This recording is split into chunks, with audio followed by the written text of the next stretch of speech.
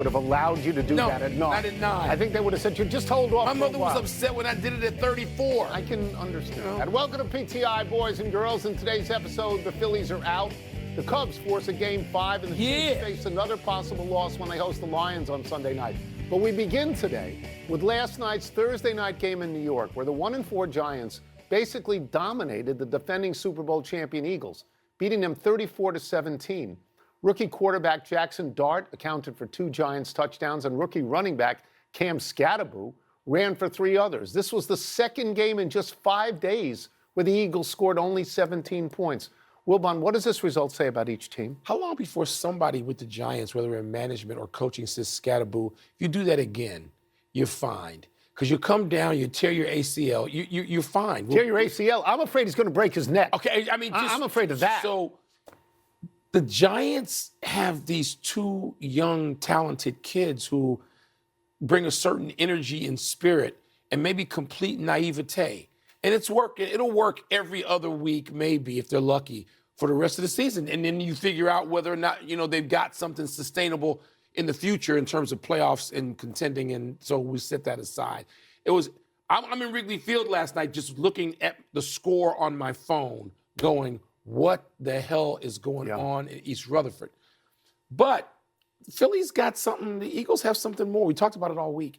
Everybody's talked about it all week. They can't figure out what to do. They have no identity. Saquon Barkley, he just shouldn't have 12 carries. Should have 20 carries. There's no load management for Saquon Barkley. He's a veteran player. You brought him over, and he wins a Super Bowl for you and gains 2,000. No, stop. What are you doing? Somebody needs to bring a coaches-only meeting to say, what the hell are you people thinking now? And Sirianni may do that because they had this happen like last season. So 2 things stand out to me about this. One is that the Eagles, at this point now, are in what I think is serious trouble. You mean like 2 years ago, serious trouble? No, like right now, serious trouble. All right. They don't score anymore.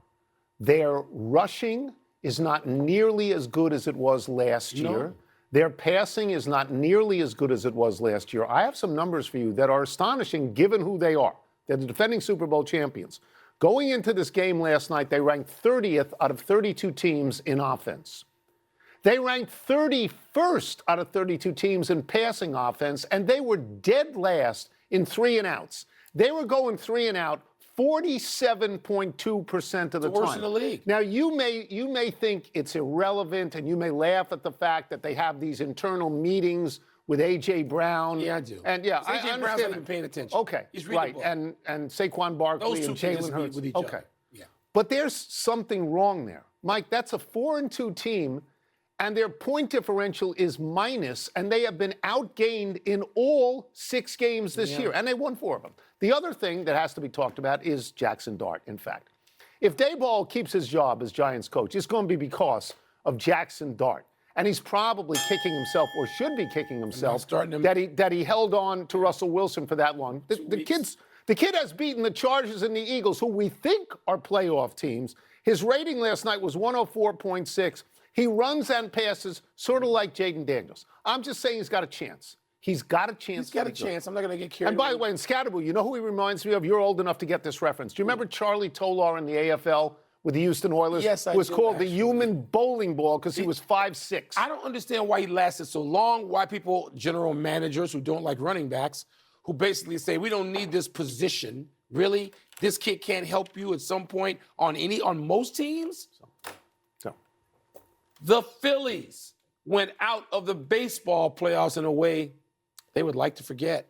With the game tied, bases loaded with Dodgers. 2 outs in the 11th, Philly reliever Orion Kerkering, did I get that right? Kerkering botched that slow roller back to the mound. Yeah. Instead of trying to get the out at first base to end the inning and the threat, he tried for the force at the plate and unleashed what he later called a horse bleep throw. Dodgers win and advance. Oh, my God. Tone, what did you make of how it happened? So I was glued to that game. And, in that moment when Kerkering throws it away and the Dodgers score and the Dodgers win, the next shot is poignant and cinematic. The Dodgers are running around the infield. They're literally running around Kerkering, who is in the front of the mound, in front of the mound. His head is down and his hands are on his knees. It is the moment of ultimate sadness for him and ultimate joy. Well, not World Series joy, but to keep winning a series. Going. Ultimate joy for the Dodgers. And you feel for the kid at that point. Now, we've seen this 100 times already. We see Real Muto standing there pointing to first, saying, throw it to first. And the kid is, I don't know, 40 feet away from home plate and throws it hard and throws it wide right and loses in that moment. And it's game over, series over. It's terrible. But I would point out to people that the only reason that the Phillies got the run that they got was on an error by a Dodgers relief pitcher. And that was Emmett Sheehan. There's a man on first, ground ball to Freeman. Freeman goes to Mookie, covering shortstop. Mookie comes back. The reliever is now covering first as he's supposed to do. Mookie has a good throw. He just misses it, goes into the dugout. The runner gets on second. Next batter up gets a hit, and you get a run. And it should have been 2 out and nobody on. I feel for this kid. I have covered a lot of events in my life where somebody made a mistake, a gaffe, and you identify immediately when you're there and you're in a locker room and you're 2 feet away from that person in misery. This is the definition of the phrase agony of defeat. Yeah. I was there when Ernest Biner fumbled at the goal line for, I'm sorry if everybody in Cleveland is just turning the TV off, in a huge game that the Browns are going to get to the Super Bowl. And to see the misery, but I was lifted a little bit in this case. I was lifted. I needed to feel better in that the way the Phillies players came to him and hugged him and talked to him and his manager and his coaches, and he's trying to walk right through them to get to a place where he can be by himself. And they're like, no, you're going to take this hug. Yeah. Essentially is what they did. Yeah. And that made me, that image is going to stay with me much longer than anything the Dodgers did last year. So I think all the baseball series have been great.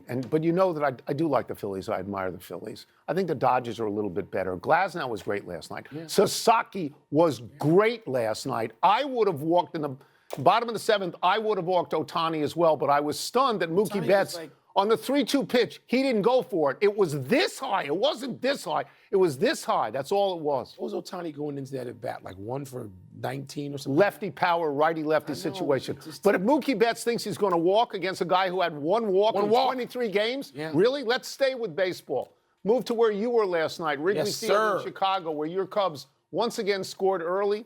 Ian Happ hit a 3-run homer in the first inning. Matthew Boyd, who I know you like, went into the 5th, gave up nothing. The Cubs shut out the Brewers 6-0, forced a decisive Game 5 tomorrow. Wilbon, what are your takeaways from the game, and who do you think has the edge tomorrow? There's winning. There's winning and staying alive. But, I've been to Wrigley Field 150 games in my life, and very few of them, if any, were like last night. Everybody who was there, who was either there or watching, understands if you're a Chicagoan, we got a lot of losing in Wrigley Field in the postseason. We got Bartman. You got Bartman. Okay. The one World Series in anybody's lifetime, we lost 2 of those 3. And so the 3rd game was just like desperation, just to get through it. And to have that crowd, both managers said later, and I couldn't know this at the time, both managers said the crowd and the atmosphere affected the outcome of the game. Who says that? It was that both loud. Managers say that, obviously. I know. There was a joyousness about it. It wasn't as desperate as I might think because the Cubs were facing elimination. And the home run in the first inning, which took a lot of the pressure off the Ian Happ hit, that was just a bomb. It really changed things. And the question is, Tony, when they go back to Milwaukee, and this is a 90-mile trip. That's all this is. When they go back to Milwaukee, is there any momentum, or does it just not matter in the way that you and I, as we covered baseball, were told by managers? Earl Weaver, it doesn't matter. Yeah, I mean, I would only say this, that the Milwaukee Brewers scored 3 runs in 18 innings in Chicago, which is terrible, but they scored 16 in 16 in Milwaukee in the first year. I have some questions for you. Did you wear a Cubs jersey? I had Cubs stuff. Did you wear a Cubs jersey? Wear a Banks jersey? Not a jersey. Okay. Okay. You were afraid it was going to be cold. Did you get inside? Did you go in a suite, or did you sit out? Did you tough it out? Wind stopped blowing. It was great. So you toughed it out the whole way? Toughed it out. 62 degrees. I'm proud. Well, yeah, I did. You were afraid at the beginning it was going to be too cold. Didn't anybody offer you a seat in a suite? I don't need it. I was fine. It was like You're going to laugh at me for saying this. It was sort of the crowd and the scene and all of it was sort of like the nights when Jordan played against the Lakers in the finals early in his career, the early finals. Patrick Kane and the Blackhawks when they actually went out and won. This is a place looking at that team and falling in love with that team. We may not have long to be in love with them because Game 5 is tomorrow at 9 o'clock Eastern time. And I don't know about pitching. You know, I don't, Imanaga, you know, who you'd like to trot out there, has not been effective. I think it's an 8 o'clock game.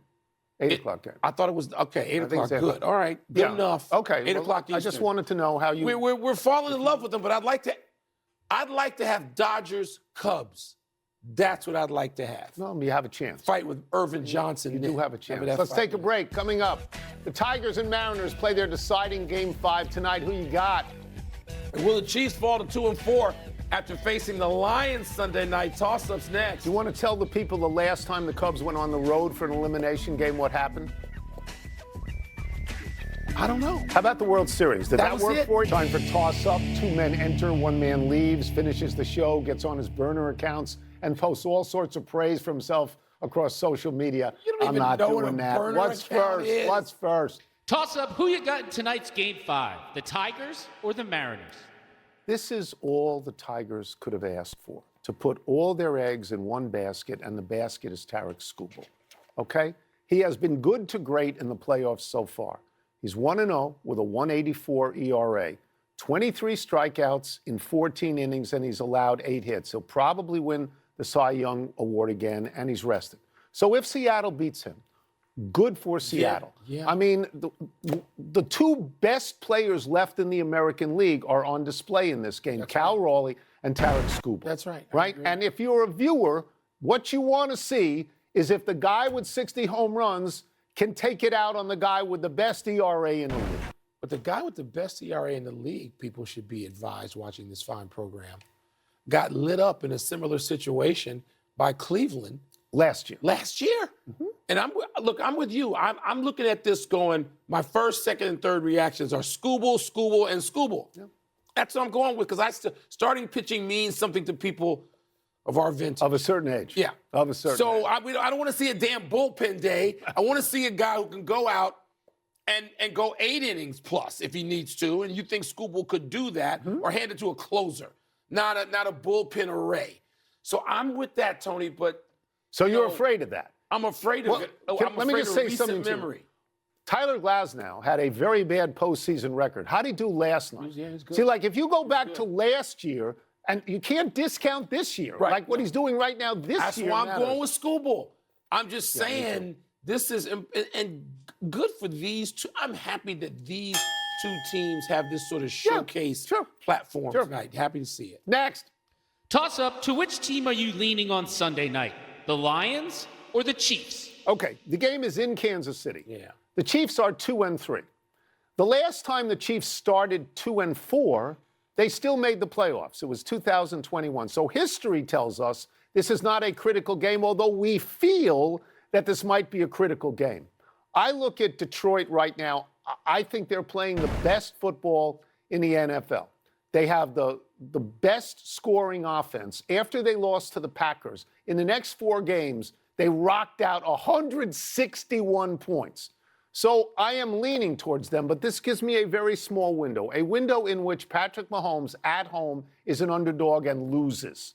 Happened earlier this year against the Eagles, so there's precedent there. I'm going Kansas City this week. Every time this year already, we, meaning collectively across all networks, stupidly, loudly declared somebody was the best team in the league. Then they lost. Early on, it was the Packers. Then it was the Chargers. Then it was the Eagles. Now it's Detroit. Detroit's fine. Do you think they are the best team in the league right now?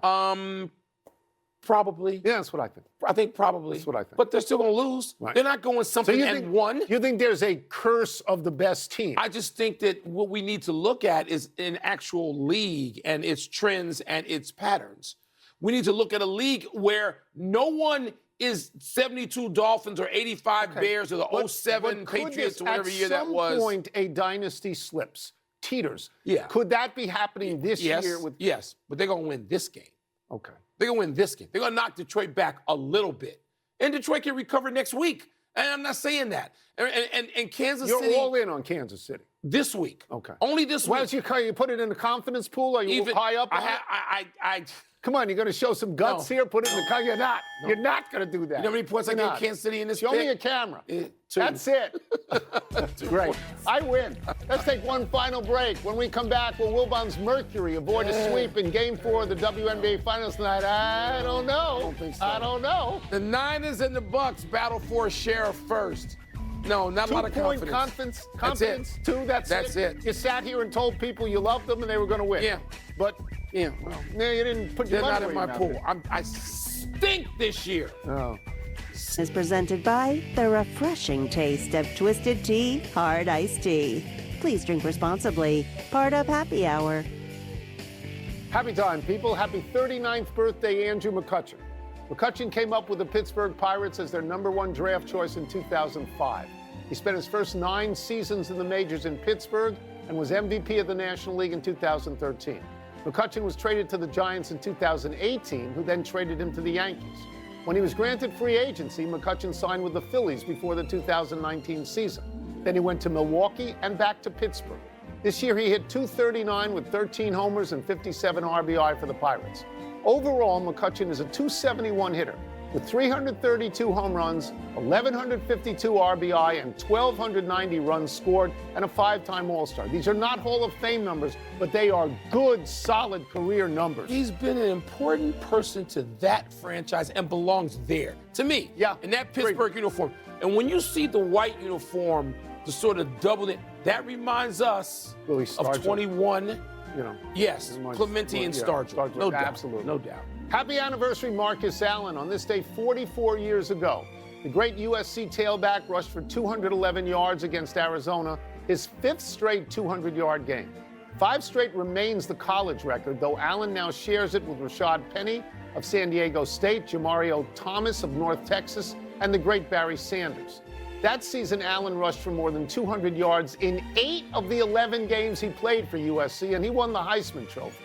Over the course of his college and NFL career, Allen won the Heisman, a national championship at USC, a Super Bowl with the Raiders. He was MVP of the Super Bowl and MVP of the NFL. And you know who else has done all of that? No one is who. I guess he was wearing 33 at SC because they had retired OJ's 32. He wore 32. Is that possible? Or 32 in the pros. Tony, he's one of the great players of all time and doesn't get talked about in that context. And he was. Oh, he was. And a melancholy trails to Sister Jean. The Loyola Chicago men's